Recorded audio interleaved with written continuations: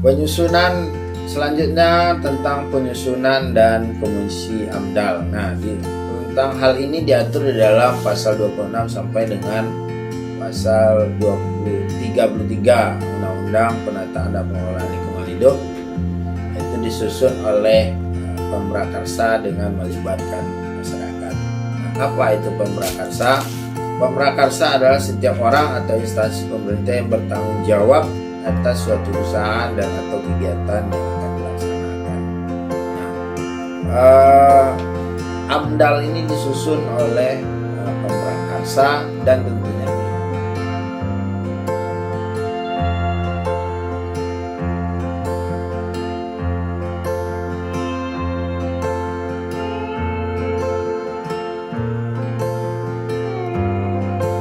Assalamualaikum warahmatullahi wabarakatuh.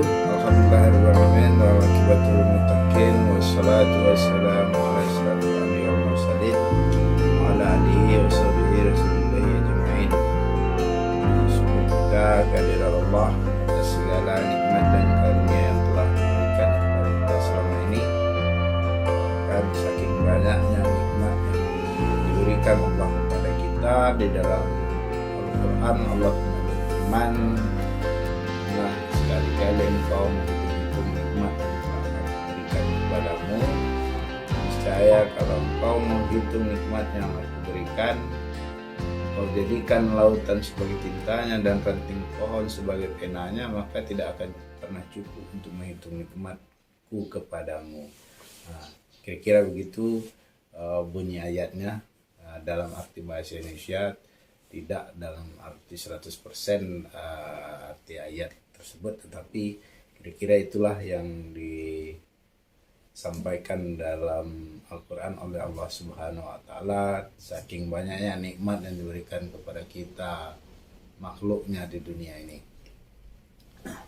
Selawat beriring salam tidak bosan-bosannya kita sampaikan atau kita kirimkan kepada junjungan alam Nabi besar Muhammad sallallahu alaihi wasallam dengan mengucapkan Allahumma salli ala Sayyidina Muhammad wa ala ali Sayyidina Muhammad.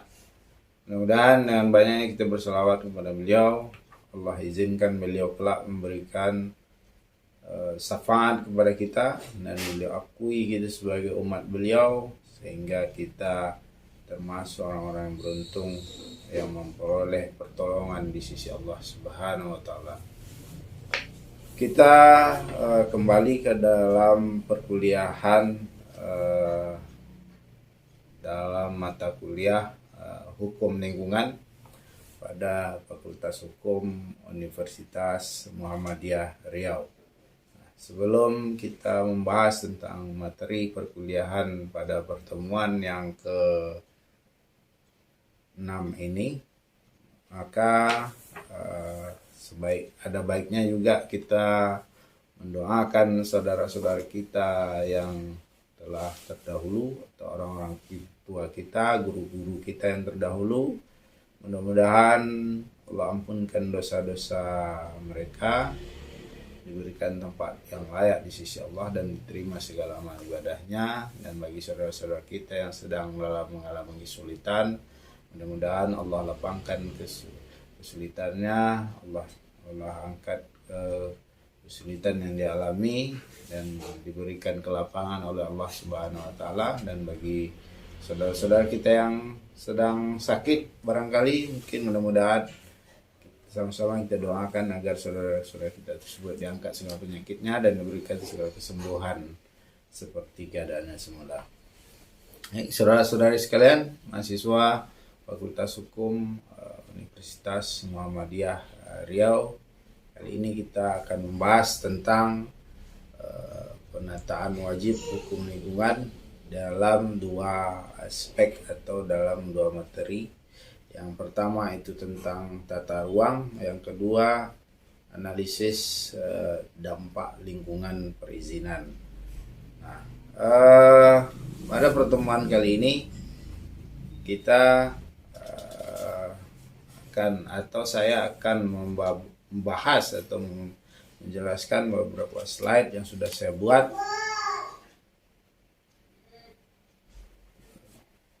saya akan menjelaskan beberapa slide yang sudah saya buat, yang saya rangkum dari berbagai bahan bacaan, yang mudah-mudahan bisa dapat saudara-saudari pahami dengan baik dan dengan benar, karena tentunya apa yang saya jelaskan dalam perkuliahan demi perkuliahan akan muncul di dalam evaluasi nantinya, yaitu apakah dalam tahap UTS atau dalam tahap ujian akhir semester. Nah, pastinya materi-materi yang kita bahas ini akan menjadi bahan dari evaluasi tersebut. Pertama, kita akan membahas tentang tata ruang. Seperti yang sudah saya jelaskan tadi, bahwa ada 2 pembahasan yang akan kita bahas pada pertemuan atau perkuliahan kali ini. Tata ruang ini saya membagi lagi beberapa sub pokok bahasan, yaitu ada pengertian tata ruang, sejarah tata ruang, asas penataan ruang, tujuan penataan ruang, dan ketentuan pidana. Nah, pertama adalah pengertian tata ruang yang tentunya diberikan menurut Undang-Undang Penataan dan Pengelolaan Lingkungan Hidup. Nah, tata ruang di sini diartikan terlebih dahulu ruang. Nah, ruang itu adalah yang meliputi ruang darat, laut, dan udara, termasuk ruang di dalam bumi sebagai satu kesatuan wilayah, tempat manusia dan makhluk hidup lain melakukan kegiatan dan memelihara kelangsungan hidupnya. Ini menurut undang-undang. Dan tata ruang adalah wujud struktur ruang dan pola ruang. Struktur ruang ini apa lagi? Ini ada juga dijelaskan di dalam Undang-Undang Penataan dan Pengelolaan Lingkungan Hidup. Struktur ruang adalah susunan pusat-pusat pemukiman dan sistem jaringan prasarana dan sarana yang berfungsi sebagai pendukung kegiatan sosial ekonomi masyarakat yang secara hierarkis memiliki hubungan fungsional. Nah, maksud dari pengertian yang diberikan oleh Undang-Undang Penataan dan Pengelolaan Lingkungan ini cukup jelas ya, bahwa susunan pusat-pusat pemukiman yang sekarang banyak kita lihat, perumahan-perumahan, apalagi khusus di Kota Pekanbaru, sangat menjamur sekali pertumbuhan perumahan-perumahan. Yang dulu perumahan itu mungkin tanahnya cukup luas, sekarang ini perumahan buka pintu langsung ke pinggir jalan, saking ininya tanah untuk tipe 36 saja. Saya lihat dari beberapa developer atau pengembang itu ada yang luas tanahnya hanya 90 meter persegi, ada yang 86, ya berkisar antara seperti itulah. Sehingga maka dalam asumsi beberapa teman-teman atau beberapa praktisi lain menganggap bahwa perumahan yang seperti itu tidak mempunyai sarana sosial atau fungsi sosial layaknya fungsi sosial yang diatur dalam Undang-Undang Agraria, karena saking sempitnya lahan yang diperuntukkan bagi perumahan, sehingga kalau menurut saya ketika buka pintu depan langsung berhadapan dengan jalan, sehingga teras rumahnya tidak ada, pagar halamannya apalagi.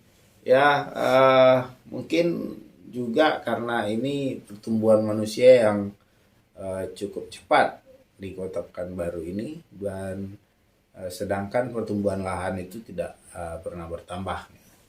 Nah, pusat-pusat pemukiman dan sistem jaringan sarana dan prasarana inilah yang disebut dengan struktur ruang di dalam Undang-Undang Penataan dan Pengelolaan Lingkungan Hidup. Nah, ada lagi pola ruang. Pola ruang adalah distribusi peruntukan ruang dalam suatu wilayah yang meliputi peruntukan ruang untuk fungsi lindung dan peruntukan ruang untuk fungsi budidaya. Nah, seperti mungkin pernah kita dengar ada hutan lindung atau hutan marga satwa. Nah, atau cagar alam. Nah, ini adalah bentuk-bentuk distribusi peruntukan ruang yang diatur menurut undang-undang atau hukum penataan ruang dan lingkungan. Nah, penataan ruang adalah suatu sistem proses perencanaan tata ruang, pemanfaatan ruang, dan pengendalian pemanfaatan ruang.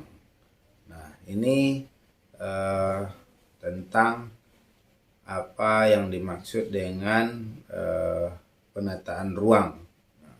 Nanti untuk lebih jelas bisa saudara buka Undang-Undang Penataan Ruang, yaitu Undang-Undang nomor 26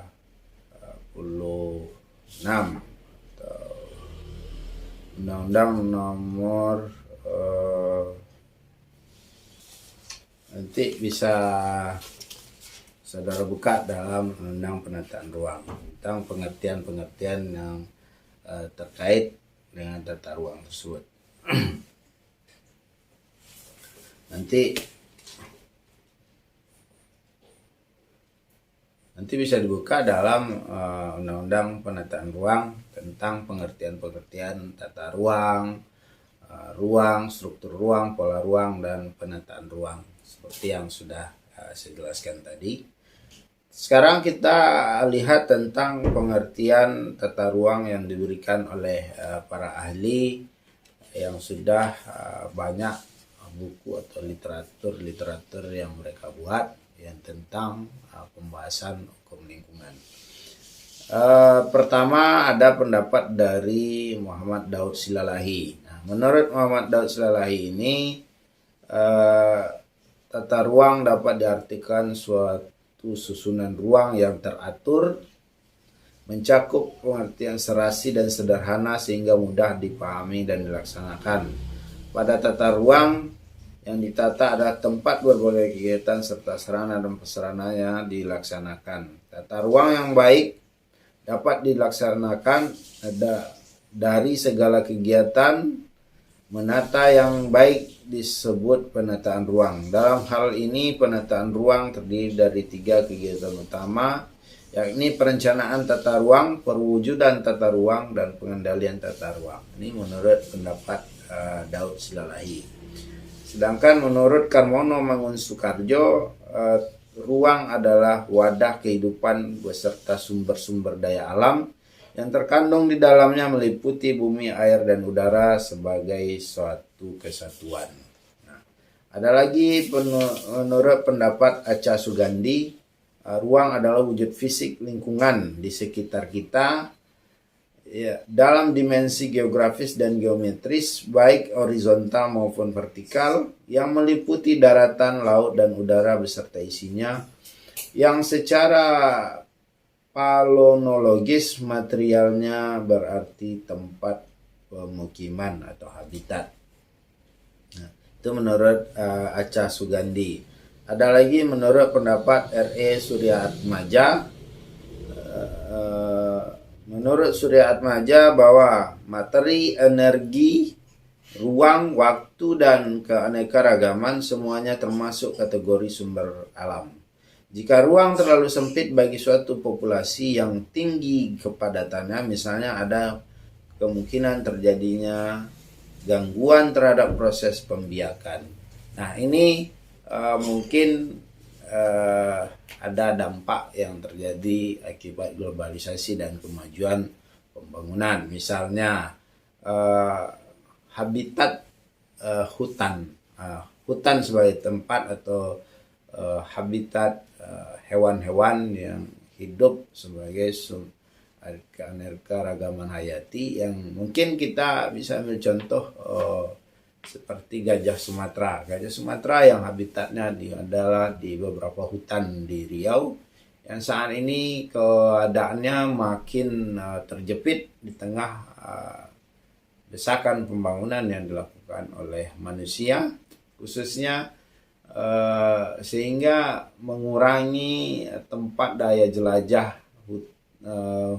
gajah Sumatera tersebut dalam mencari makanan dan melakukan perkembangbiakan sehingga jumlahnya semakin hari semakin menurun yang tentunya akibat manusia yang semakin membutuhkan lahan pembangunan sehingga mengurangi jatah hidup dari gajah-gajah Sumatera tersebut. Nah, ini adalah dampak pembangunan yang mungkin bisa kita artikan dari apa yang disampaikan oleh R.E. Suryatmaja tersebut. Selanjutnya kita lihat dari sejarah penataan ruang yang ada di Indonesia. Nah, peraturan tata ruang di Indonesia itu dimulai pada tahun 1948, yaitu dengan berlakunya Start Forming Ordonansi atau bisa disingkat dengan SVO, dan lebih kenal dengan Ordonansi Pembentukan Kota atau Undang-Undang atau Peraturan Pembentukan Kota. Nah, di SVO ini diperuntukkan untuk mempercepat proses pemulihan pembangunan pasca peperangan. Nah, sesuai dengan tahunnya adalah ordonansi ini dikeluarkan pada tahun 1948, sementara Indonesia pada saat itu baru 3 tahun merdeka dari penjajahan dalam arti proklamasi, bukan berarti telah selesai perang di seluruh wilayah Indonesia, karena sebagaimana kita ketahui pada tahun-tahun tersebut banyak terjadi pergolakan-pergolakan di daerah-daerah di berbagai macam bentuk perlawanan terhadap penjajahan dan agresi militer yang dilakukan oleh pemerintah Belanda pada saat itu. Nah, mengingat SPO ini untuk mempercepat proses pemulihan pembangunan pasca peperangan di Belanda, tentunya dengan perkembangan negara kita yang saat ini atau sebelum Undang-Undang Penataan Ruang ini diundangkan, tentu sudah tidak relevan lagi dengan keadaan untuk pembangunan baik perkotaan maupun pedesaan Indonesia pada umumnya. Nah, untuk itu pada era Orde Baru telah dibuat peraturan Menteri Dalam Negeri nomor 4 tahun 80 misalnya tentang pedoman penyusunan rencana kota. Nah, ini adalah sebagai bukti atau keadaan yang real di mana ordonansi tersebut sudah tidak cocok lagi dengan pembangunan atau penataan wilayah perkotaan di Indonesia. Nah, selain dari peraturan Menteri Dalam Negeri nomor 4 tersebut, juga ada surat keputusan bersama atau SKB Menteri Dalam Negeri dengan Menteri PUPR atau yang sekarang dikenal dengan Menteri PUPR. Kalau dulu pada zaman Orde Baru dikenal dengan nama Menteri Pekerjaan Umum atau Menteri PU. Nah, ini diatur dalam SKB nomor 503 KPTS garing 1985 tentang tugas-tugas dan tanggung jawab perencanaan kota. Dan ada lagi peraturan Menteri Dalam Negeri nomor 2 tahun 87 tentang pedoman penyusunan rencana kota. Nah, selanjutnya baru pada tahun 92, yaitu pada tanggal 13 Oktober 1992, Indonesia untuk pertama kali mengeluarkan atau mengundangkan undang-undang tentang penataan ruang, yaitu Undang-Undang nomor 24 tahun 1992. Nah, di dalam Undang-Undang Penataan Ruang itu terdapat azas penataan ruang, yang diantara azas-azas tersebut adalah azas keterpaduan, azas keserasian, keselarasan, dan keseimbangan, azas keberlanjutan, azas keberdayagunaan dan keberhasilgunaan, keterbukaan, kebersamaan, dan kemitraan, perlindungan kepentingan umum, kepastian hukum dan keadilan, dan akuntabilitas. Saya akan coba sedikit jelaskan tentang apa yang dimaksud dengan azas-azas tersebut, atau memberikan gambaran secara umum apa pengertian azas tersebut kepada saudara-saudari sekalian, sehingga saudara-saudari sekalian bisa memahami apa yang dimaksud dalam Undang-Undang Penataan Ruang tersebut. Yang pertama, ke azas keterpaduan itu adalah penataan ruang diselenggarakan dengan mengintegrasikan berbagai kepentingan yang bersifat lintas sektor, lintas wilayah, dan lintas pemangku kepentingan. Pemangku kepentingan antara lain adalah pemerintah daerah, dan masyarakat. Ada 3 komponen pemangku kepentingan yang tentunya sama-sama berkepentingan untuk memelihara dan menjaga stabilitas lingkungan. Maka azas keterpaduan ini sangat penting untuk diterapkan di dalam penataan ruang demi terwujudnya suatu lingkungan yang baik bagi manusia dan segala sistem kehidupan yang ada. Nah, ada asas keserasian, keselarasan, dan keseimbangan. Nah, maksudnya adalah bahwa penataan ruang diselenggarakan dengan mewujudkan keserasian antara struktur ruang dan pola ruang, keselarasan antara kehidupan manusia dengan lingkungannya, keseimbangan pertumbuhan dan perkembangan antar daerah, serta antar kawasan perkotaan dan kawasan pedesaan. Nah, tentunya di dalam mewujudkan suatu pembangunan yang baik bagi manusia dan lingkungannya, tentu harus diperhatikan struktur ruangnya seperti apa, dan pola ruang bukan ruangan ya, seperti apa. Nah, inilah yang diatur yang dimaksud di dalam azas keserasian, keselarasan, dan keseimbangan.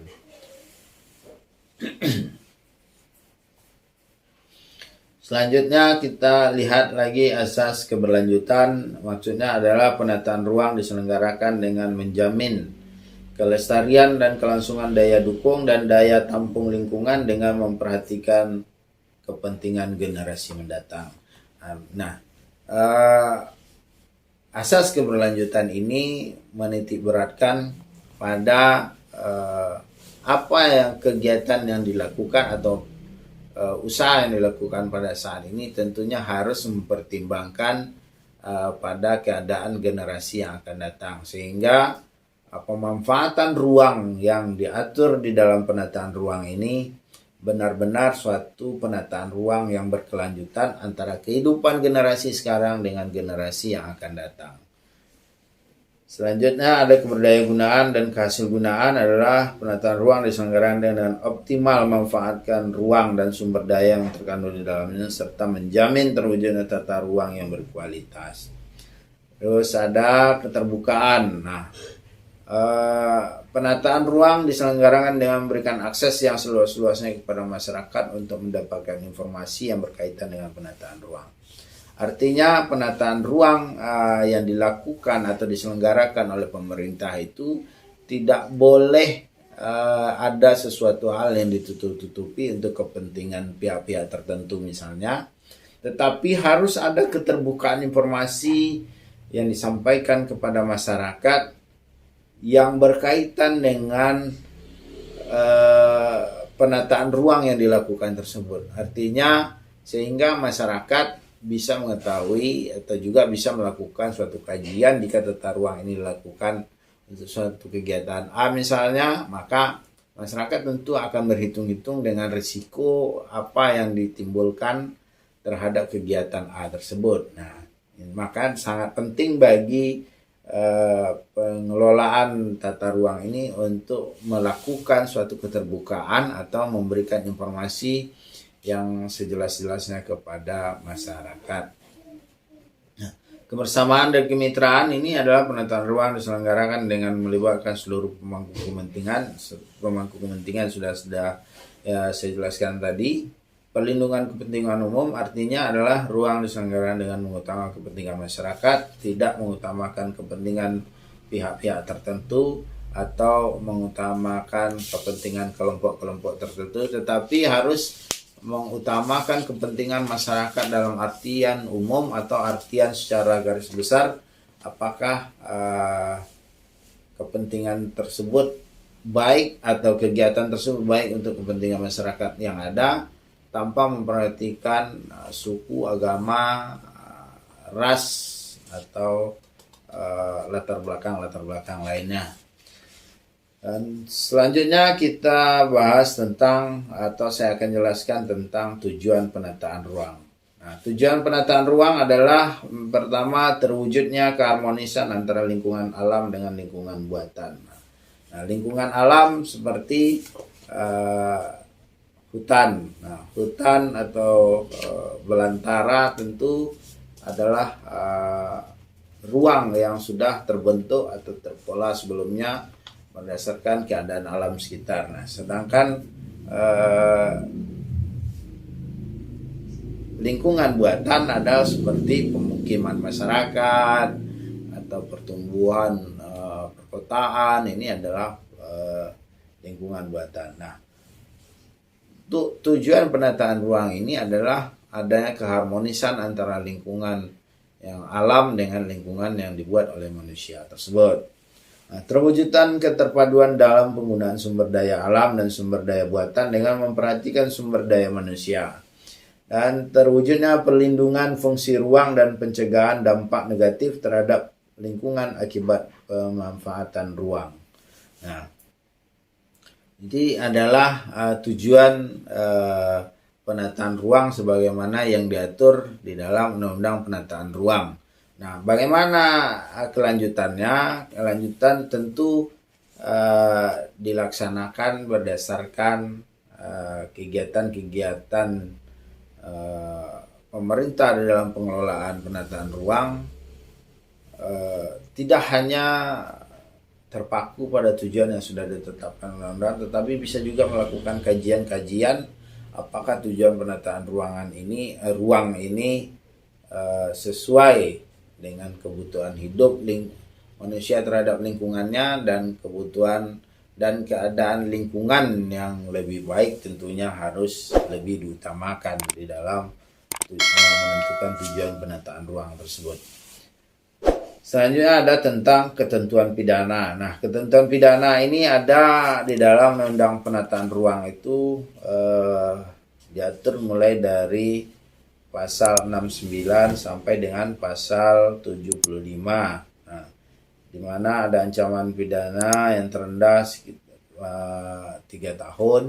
Ini bukan ancaman pidana minimal, tetapi ancaman terendah dari pasal-pasal itu ada ancaman 3 tahun penjara, sedangkan ancaman paling tinggi atau paling lama itu ada sekitar 15 tahun penjara. Nah, denda maksimal 5 miliar rupiah, dan ada juga denda yang 100 juta rupiah. Nah, itu adalah ketentuan-ketentuan pidana yang diatur di dalam Undang-Undang Penataan Ruang. Nah, selanjutnya kita melihat tentang atau kita masuk ke pembahasan kedua atau pokok pembahasan kedua, di mana adalah analisis dampak lingkungan tentang perizinan. Nah, ada sub-sub bagian atau sub-sub pengembangan atau pembahasannya ada hubungan antara AMDAL, KL dan UPL dengan izin lingkungan. Nah, kriteria dampak penting dan usaha berdampak penting, penyusunan dan komisi AMDAL, prosedur AMDAL dan penyusunan dokumen AMDAL, syarat penerbitan izin lingkungan. Nah, yang pertama kita bahas tentang hubungan antara AMDAL, UKL dan UPL dengan izin lingkungan. Nah, di dalam pasal 37 ayat 1 Undang-Undang tentang Penataan dan Pengelolaan Lingkungan Hidup menyatakan bahwa Menteri, Gubernur atau Wali Kota, Bupati, garis miring Bupati atau sesuai dengan kewenangannya wajib menolak permohonan izin lingkungan apabila permohonan izin tidak dilengkapi dengan UKL dan UPL atau AMDAL. Nah, penerbitan izin lingkungan tanpa AMDAL atau UKL dan UPL dapat dipidana sebagaimana pasal 111 Undang-Undang Pengelolaan dan Perlindungan Lingkungan Hidup. Terus kita lihat lagi apa kriteria dampak penting dan usaha yang berdampak penting. Nah, sesuai dengan peraturan perundang-undangan yang berlaku, yaitu pasal 22 ayat 1 Undang-Undang Perlindungan dan Pengelolaan Lingkungan Hidup, setiap usaha dan atau kegiatan yang berdampak penting terhadap lingkungan hidup wajib memiliki AMDAL. Nah, AMDAL ini apapun usahanya dalam masalah lingkungan, untuk menerbitkan izin lingkungan wajib memiliki AMDAL. Apa kriteria dampak penting yang diatur di dalam undang-undang? Nah, kriteria dampak penting bisa kita lihat. Yang pertama, besarnya jumlah penduduk yang akan terkena dampak rencana usaha atau kegiatan, luas wilayah penyebaran dampak, intensitas dan lamanya dampak berlangsung, banyaknya komponen lingkungan hidup lain yang akan terkena dampak, sifat kumulatif dampak, berbalik atau tidak berbaliknya dampak, dan atau kriteria lain sesuai dengan perkembangan ilmu, pengetahuan, dan teknologi. Nah, itu kriteria dampak penting yang diatur di dalam Undang-Undang Penataan dan Pengelolaan Lingkungan Hidup. Selanjutnya, usaha berdampak penting. Nah, ini ada lagi usaha yang berdampak penting yang diatur dalam undang-undang.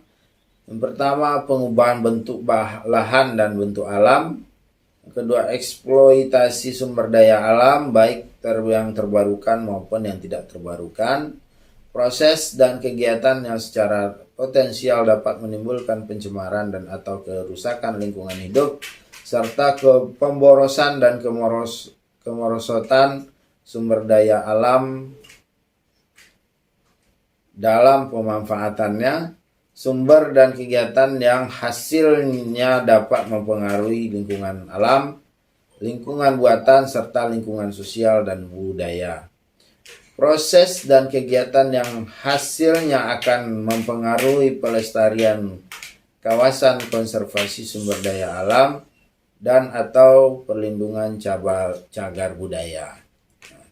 Lanjutan dari usaha berdampak penting ini adalah seperti introduksi jenis tumbuh-tumbuhan, hewan, dan jasad renik, pembuatan dan penggunaan bahan hayati dan non-hayati, kegiatan yang mempunyai risiko tinggi dan atau mempengaruhi pertahanan negara, dan atau penerapan teknologi yang diperkirakan mempunyai potensi besar untuk mempengaruhi lingkungan hidup.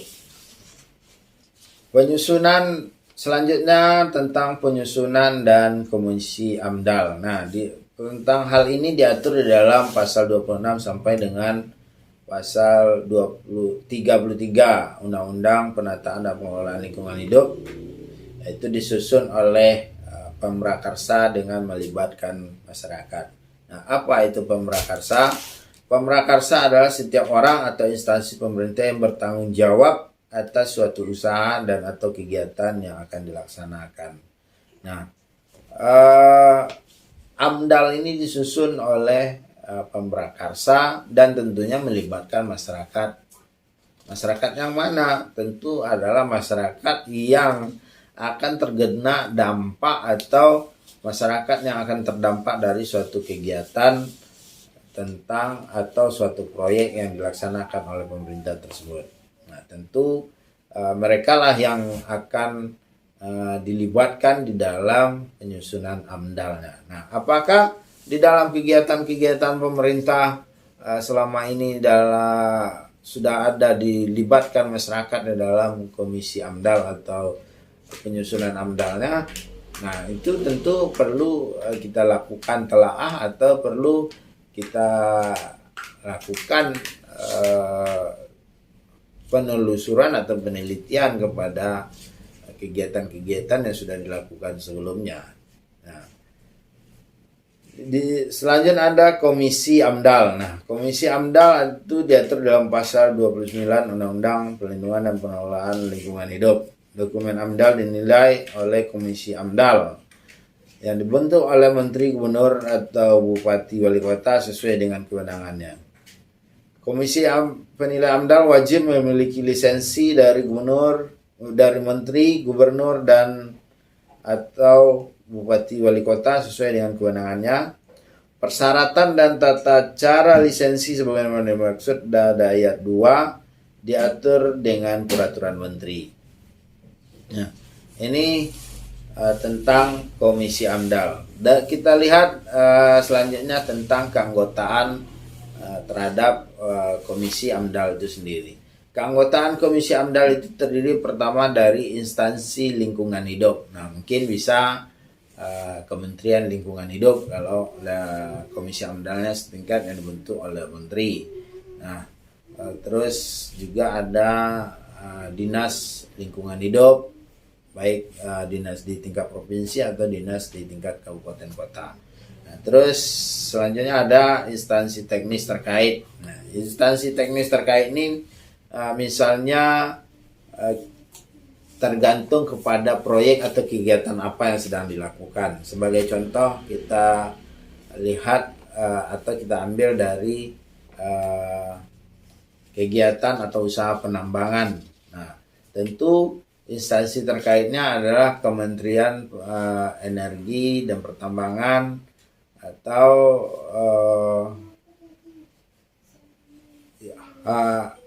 pihak-pihak yang bersinggungan atau berkepentingan langsung dengan kegiatan pertambangan tersebut.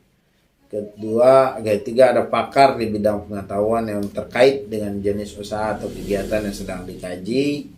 Dan keempat ada pakar di bidang pengetahuan yang terkait dengan dampak yang timbul dari suatu usaha dan atau kegiatan yang sedang dikaji. Selanjutnya ada wakil dari masyarakat yang berpotensi terkena dampak. Dan selanjutnya juga ada organisasi lingkungan hidup. Ini tentang keanggotaan Komisi AMDAL.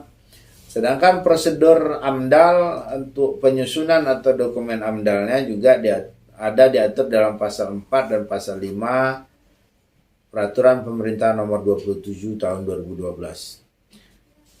Secara garis besar dijelaskan bahwa AMDAL disusun oleh pemrakarsa pada tahap perencanaan suatu usaha dan atau kegiatan.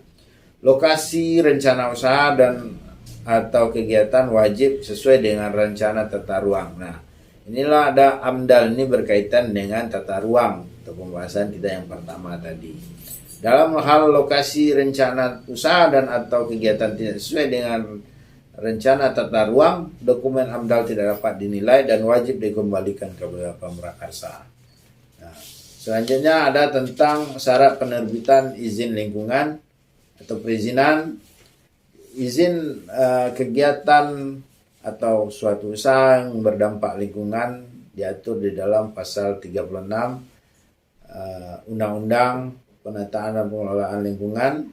Terus juga ada nanti peraturan-peraturan turunan lainnya seperti peraturan pemerintah, peraturan menteri terkait yang tentunya kegiatan tersebut harus ada suatu sinergitas antara Undang-Undang Penataan Pengelolaan Lingkungan Hidup dengan Undang-Undang Penataan Ruang.